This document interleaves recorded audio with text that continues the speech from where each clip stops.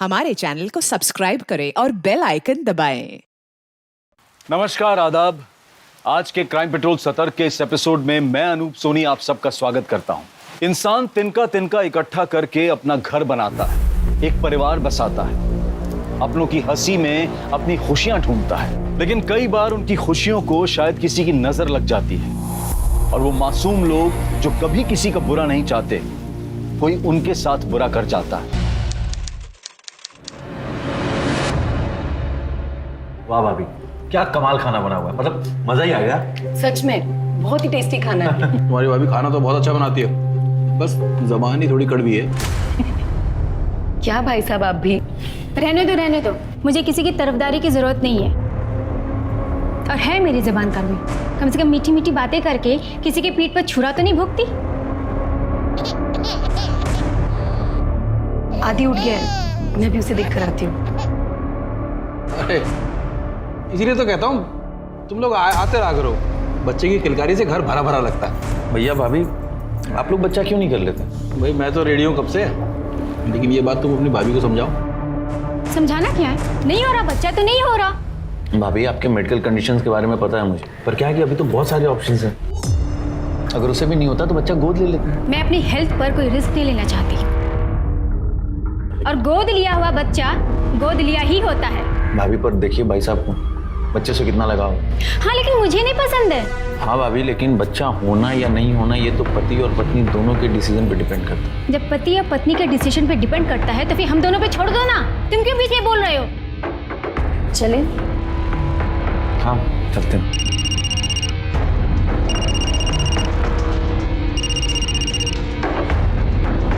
खाना तो खत्म कर लो। खा लिया भैया, पेट भर गया बहुत। पक्का ना? हाँ बिल्कुल। चलो रुको, मैं बाहर छोड़ के आता हूँ। चलो।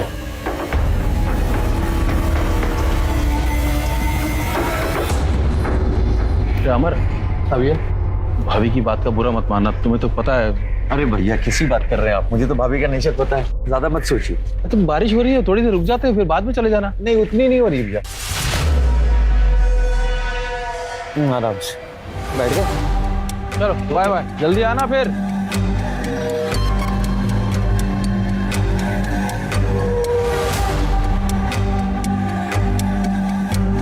क्या जरूरत थी हमारे से बात करने की? फिर तो वो हमेशा बेकार की बात क्यों बोलता है? जब देखो एक ही बात को लेकर शुरू हो जाता है। मेरी सास है क्या वो? तुमसे तो बात करना बेकार है।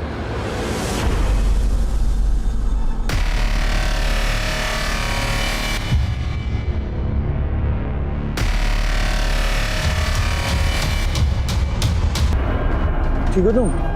हाँ, आदि ठीक है?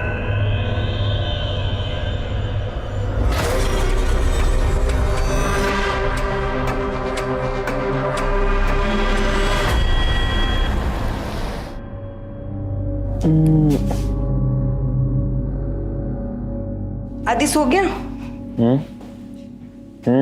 सो रहा है।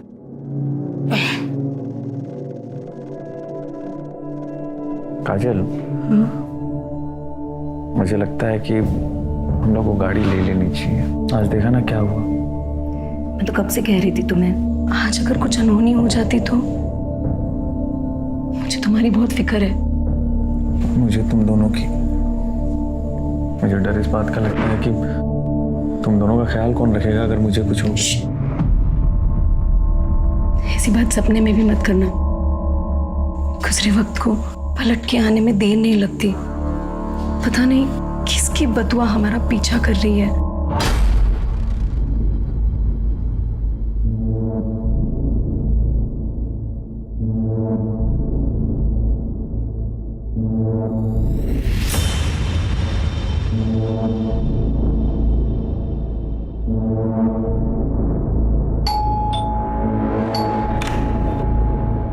अरे बाबा, अरे आइए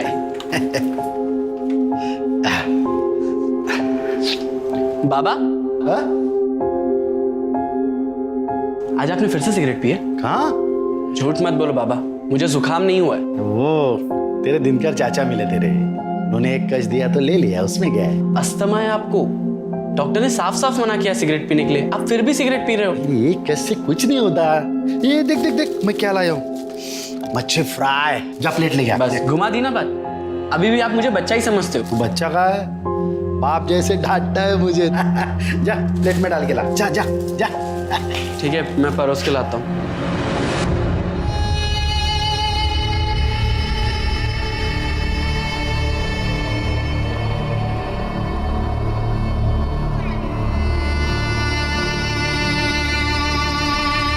मैं अभी उसको पता कर।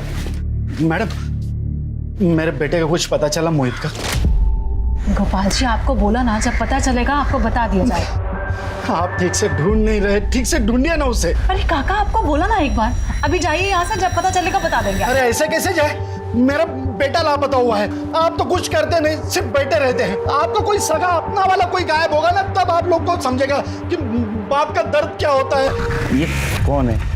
सर, इनका नाम गोपाल शिंदे। 2 साल पहले इनका बेटा कहीं चला गया। पुराने सर ने काफी इन्वेस्टिगेशन की पर कुछ पता नहीं चला। बट ये है कि मानने को तैयार ही नहीं, अक्सर पुलिस स्टेशन के चक्कर लगाते हैं। अब इनका बेटा लापता है तो परेशान तो होंगे।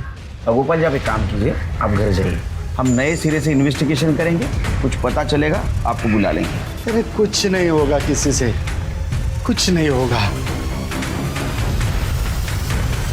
इनके बेटे की फाइल रीओपन करो। सर,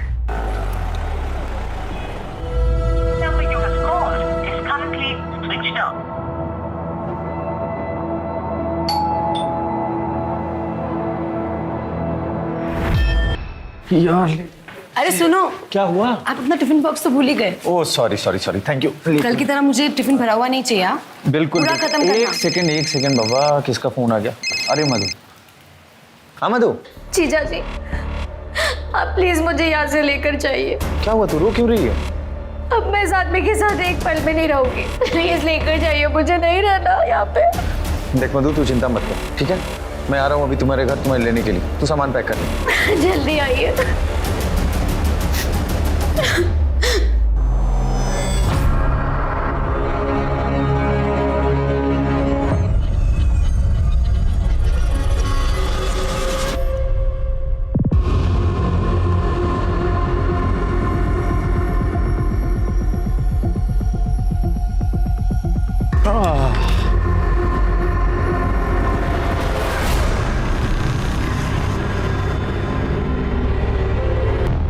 सर, अभी कर्डे का फोन आया था। उसे 28 से 30 साल के एक आदमी की बॉडी मिली है। उसने उस बॉडी को हॉस्पिटल भेज दिया है। और कुछ आइडेंटिफिकेशन मिला? नहीं सर, सिर्फ उसकी बाइक मिली है। पता करो किसके नाम पे। ठीक है सर।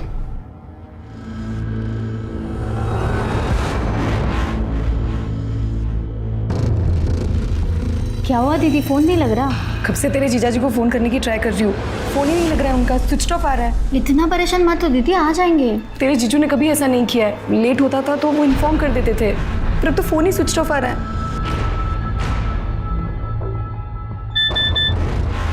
तेरे जीजू का मैसेज कहा है कि आने में देर होगी, तुम लोग सो जाना। देखा, कहा था ना आ जाएंगे। तू भी सो जा। ये लो, आप भी सो जाओ।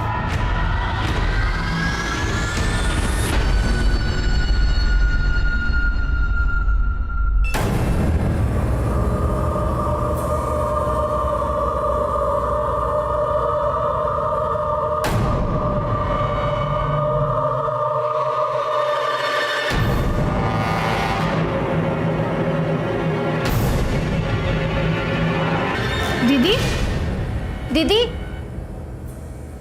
दीदी, दीदी, क्या हुआ? इतना चीख क्यों रही थी? वो मैंने बुरा सपना देखा, इसके लिए। दीदी, जीजू कहाँ है? आई नहीं वो अब तक?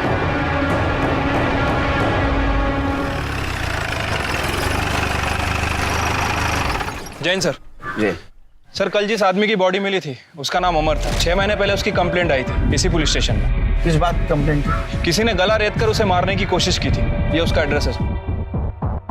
6 महीने पहले उसको किसी ने जान से मारने की कोशिश, और अभी 6 महीने के बाद उसको किसी ने जान से मार दिया। उसके घर वालों को बुलाओ। ठीक है सर।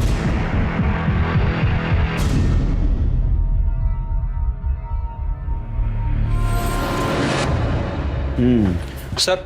नहीं, ठीक है, नंतर कर।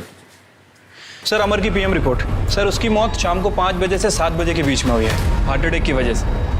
लेकिन ये हार्ट अटैक नेचुरल नहीं था सर, बल्कि उसे डिफरेंट कंपोजिशन का केमिकल इंजेक्ट किया गया था, जिसकी वजह से उसकी मौत हुई। फिर कि पता करो इस कंपोजिशन का केमिकल कहाँ यूज होता है, और ये भी पता करो एक आम आदमी खरीद सकता है क्या। अमर के घर वालों को बुला। ठीक है सर।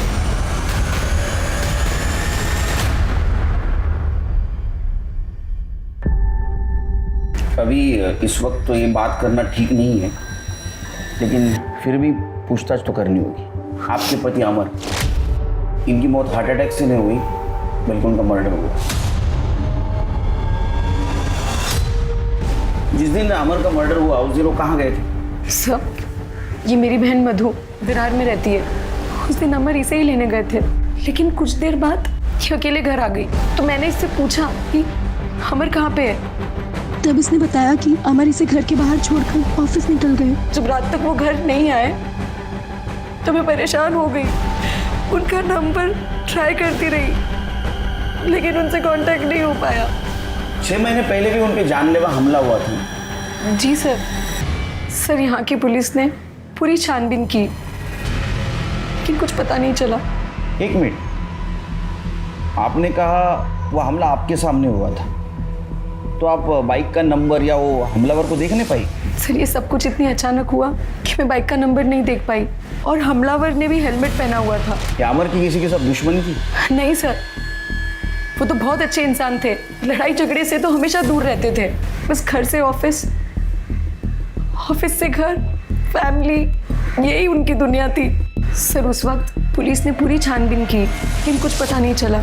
तो उन्होंने कहा कि यह हमला पैसों के लिए हुआ होगा। अमर ने भी यही कहा। पैसे? पैसे मतलब? उस दिन जब घर से ऑफिस जा रहे थे तो उनके बैग में ऑफिस के 2 लाख रुपए कैश थे। आप यकीन के साथ कह सकती हैं कि अमर की किसी के साथ दुश्मनी नहीं थी?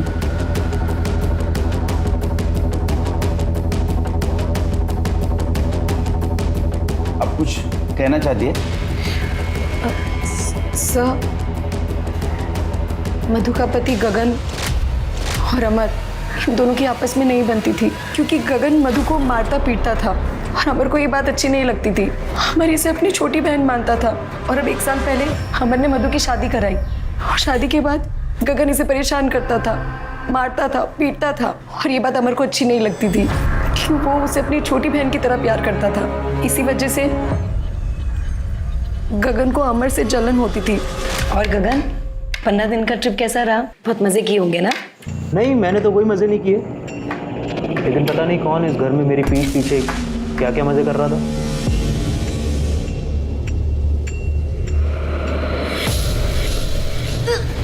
अरे मधु, तुम ठीक हो? तू मां बनने वाली है? हाँ। मैं तो था नहीं यहाँ पे, और 1 महीने से मैंने तुझे हाथ भी नहीं लगाया। किसका बच्चा है ये?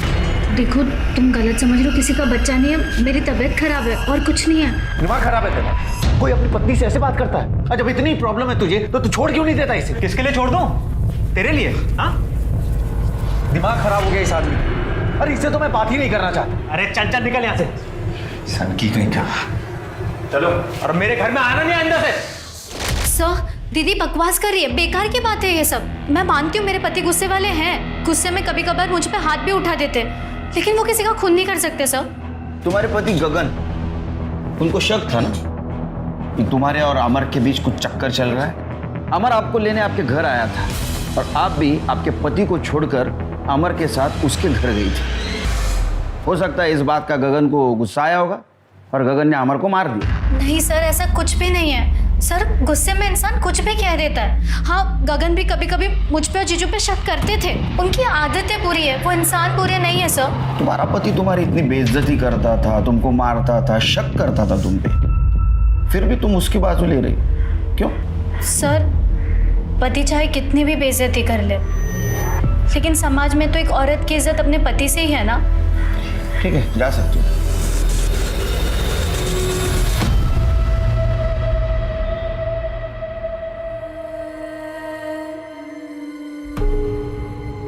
आ गई तुम? कहाँ थे तुम? कब से तुम्हारा इंतजार कर रहा हूँ, और तुम होगी तुम्हारी शॉपिंग ही खत्म नहीं होती।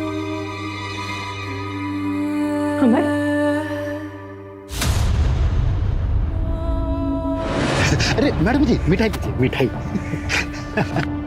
दादा मिठाई लीजिए ना अरे मैडम जी ये लीजिए मिठाई मिठाई लीजिए अरे सर जी ये लीजिए। क्या चल रहा है गोपाल जी? ये मिठाई क्यों बांट रहे हो? ये मेरे बेटे का बर्थडे है साहब, मोहित का। वो मेरे पास नहीं है लेकिन मेरे साथ है साहब। लीजिए ना मिठाई लीजिए लीजिए। अरे भैया आप भी लीजिए, हाँ, खाइए खाइए। अरे दादा दादा मिठाई क्या ना।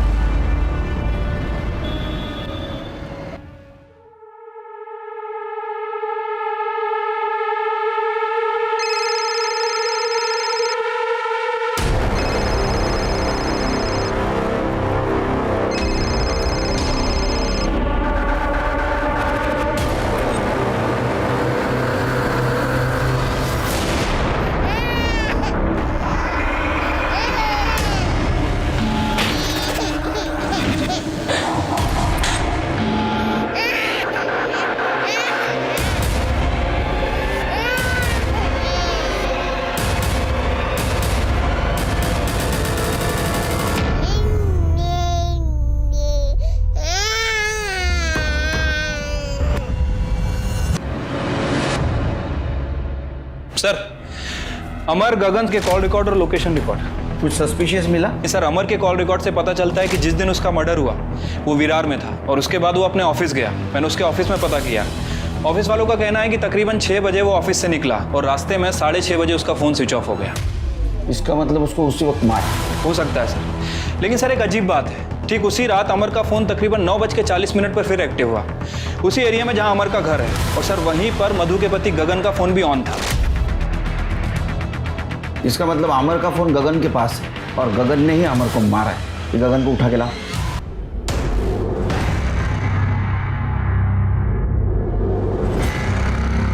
तुम यहाँ क्या कर रहे हो? तुम्हें लेने आए और क्या कर रहा हूँ। चलो। तुम्हारी हिम्मत कैसे हुई इस घर में आने की? तुम्हें इस फालतू रिश्ते में बनने की जरूरत नहीं है, तुम्हारा पति मर चुका है। अब चलो। मेरे अमर को तुमने ही मारा है ना? तो उस दिन उसके फोन से मैसेज भी तुमने ही किए थे।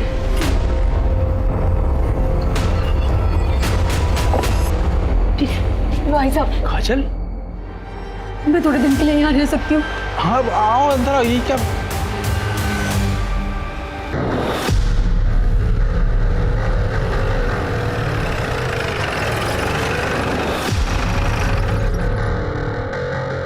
साहब ये देखिए। क्या है? क्यों बार बार फोन कर रहे हो तुम? मैंने मना किया था ना फोन करने के लिए तुमको। भाभी काम हो गया है लेकिन पैसे अभी तक नहीं आए हैं। हाँ तो मिल जाएंगे तुम्हें तुम्हारे पैसे। कुछ दिन तक चुप करके बैठे रहो, समझे?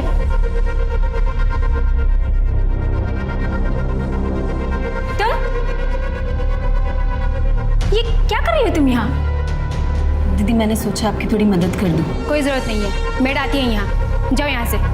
खड़ी क्या हो? सुना नहीं? मैंने कहा जाओ यहाँ से।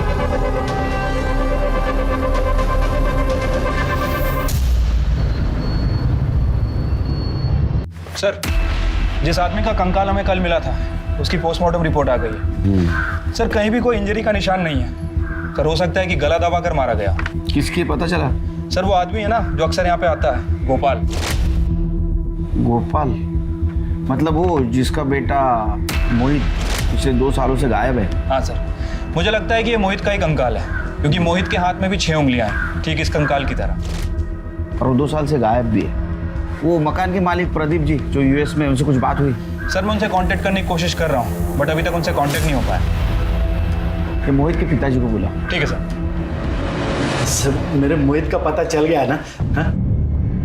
दरअसल गोपाल जी बात यह है कि आप लोगों का लाख लाख धन्यवाद। 2 साल में फर्स्ट टाइम पहली बार यहाँ से फोन आया सर मुझे। इसका मतलब तो पता चल ही गया। कहाँ है मेरा मोहित? बताइए ना सर। सर आंखें तरस गई सर। 2 साल से देखा नहीं है उसे। नहीं, हमें एक कंकाल मिला है। उसके दाएं हाथ को 6 उंगली है और उसके साथ ये सामान भी मिला है। सामान?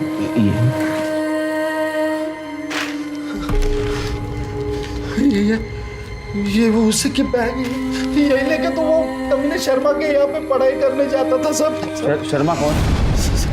वो अमर शर्मा और काजल शर्मा उसी के यहाँ पे उस दिन पढ़ाई करने गए तो वापस आया थे साहब। वो ये फोटो देखो। यही है सब वो अमर शर्मा, यही है वो कमीना, यही वो काजल शर्मा। इससे के यहाँ पे तो पढ़ाई करने गया था, इन लोगों ने मेरे बच्चे को मार डाला साहब, मेरे बच्चे को मार। अब बैठिए। हमें वो कंफर्म करना होगा कि वो कंकाल मोहित का ही है। उसके लिए हमें उस कंकाल से आपका डीएनए मैच करके देखना होगा। करेक्ट, मैं जोड़ूंगा। छिड़के काजल को लेके आओ।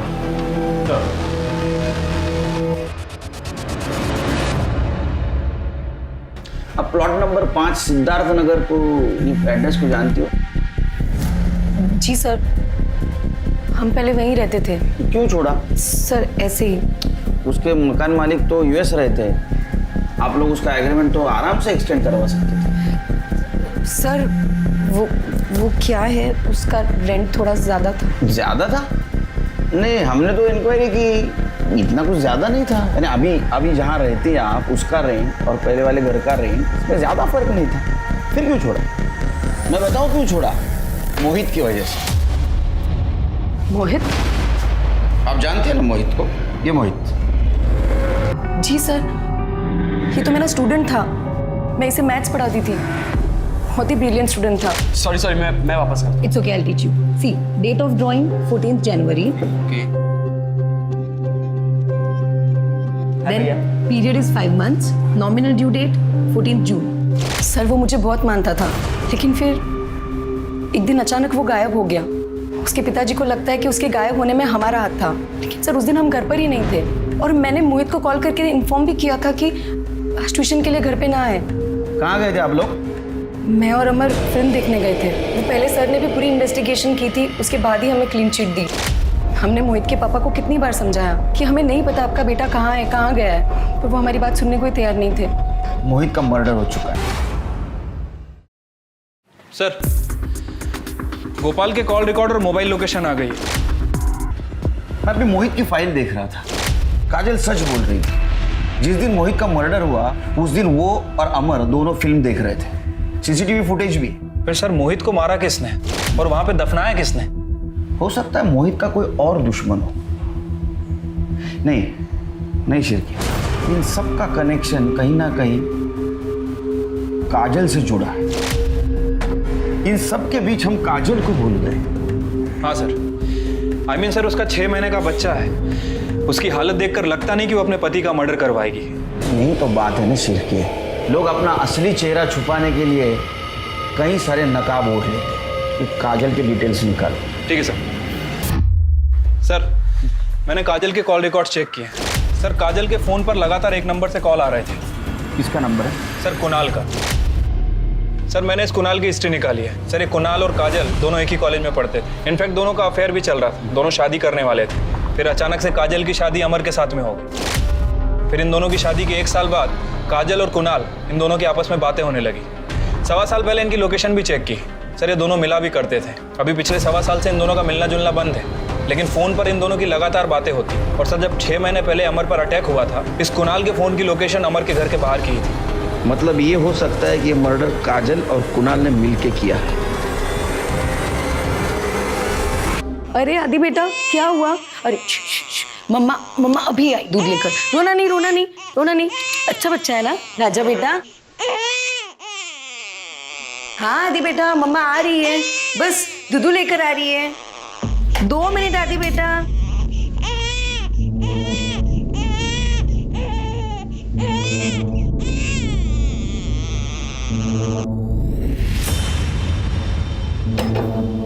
मेरा आदि कितना अच्छा बच्चा है, मम्मा को जरा भी परेशान नहीं करता।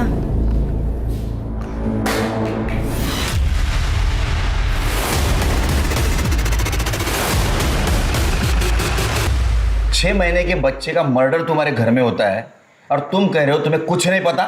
सर, मैं तो खुद हैरान हूँ। मैं तो अपनी ट्रैवल एजेंसी के ऑफिस में था, नीता ने मुझे फ़ोन करके बुलाया। सर, ऐसे कैसे कोई भी दिन दहाड़े घर में घुस के बच्चे को मार सकता है? एक 6 महीने के बच्चे की किसी से क्या दुश्मनी हो सकती है? सर, आप तो घर पे थे ना, किसने किया है? सर, मुझे नहीं पता, मैं तो अंदर फ़ोन पे बात कर रही थी। बच्चा ज़ोर ज़ोर से रो रहा था, तो मैं आई और मैंने दरवाज़ा बंद कर दिया।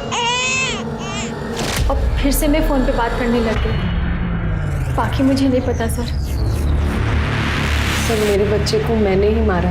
ना मैं आप लोगों से सच छुपाती और ना मेरे आदि की जान जाती। कुणाल और तुम्हारा सच? जी सर, कुणाल मेरा एक्स बॉयफ्रेंड था। हम कॉलेज में साथ में थे, दोनों शादी करने वाले थे। लेकिन तुम्हारे घर वालों ने तुम्हारी जबरदस्ती से अमर से शादी करवा दी। कुणाल से ना शादी करने का फैसला मेरा अपना था। क्यों? तुम तो कुणाल से प्यार करती थी। तब तक जब तक मैंने उसका डरावना चेहरा नहीं देखा था। Kajal, I love you. I love you to.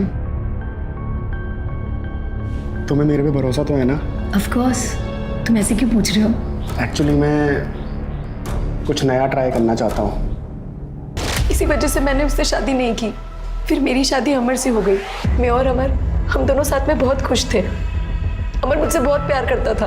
लेकिन पिछले 2 सालों से कुणाल तुम्हारी जिंदगी में वापस आ गया। जी सर, एक दिन अचानक रास्ते पर वो मुझे मिला। उसने मुझसे अपनी गलतियों की माफ़ी मांगी। फिर उसके कॉल्स आने लगे। बीच बीच में मैं उससे मिलती भी थी, पर एक दोस्त की तरह।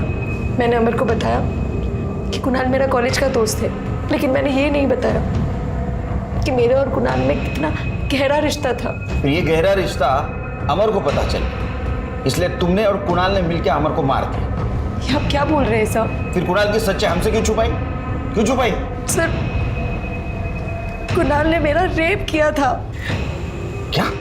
एक दिन उसने मुझे अपने घर मिलने बुलाया। मैं ये सोच भी नहीं सकती थी कि वो इतनी घिनौनी हरकत कर सकता है मेरे साथ।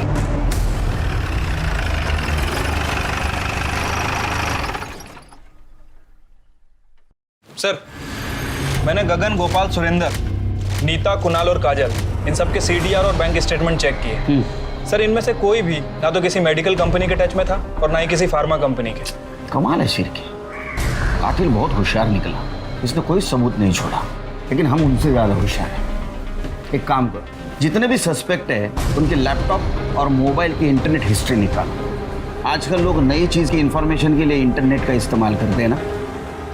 अगर इनमें से किसी ने बाहर के आदमी की हेल्प नहीं ली होगी तो जरूर इंटरनेट के जरिए उन्होंने ये केमिकल बनाया होगा। Okay sir.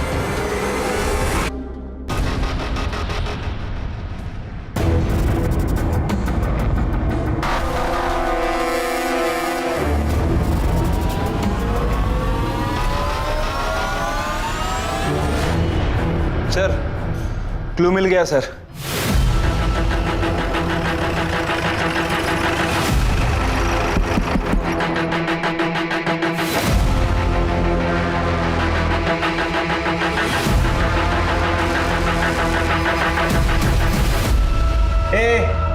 अब झूठ बोल के कुछ फायदा नहीं है। सच सच बता, तेरे लैपटॉप और मोबाइल की इंटरनेट हिस्ट्री से पता चला है कि पिछले 2 महीनों में तूने केमिकल के बारे में क्या स्टडी की है। बता, मोहित और अमर को क्यों मारा? ये क्या अनाप शनाप बके जा रहे हैं आप लोग? जिस दिन मोहित का मर्डर हुआ ना, उस दिन काजल और अमर दोनों फिल्म देखने गए थे। उसका CCTV फुटेज भी मिला है हमको।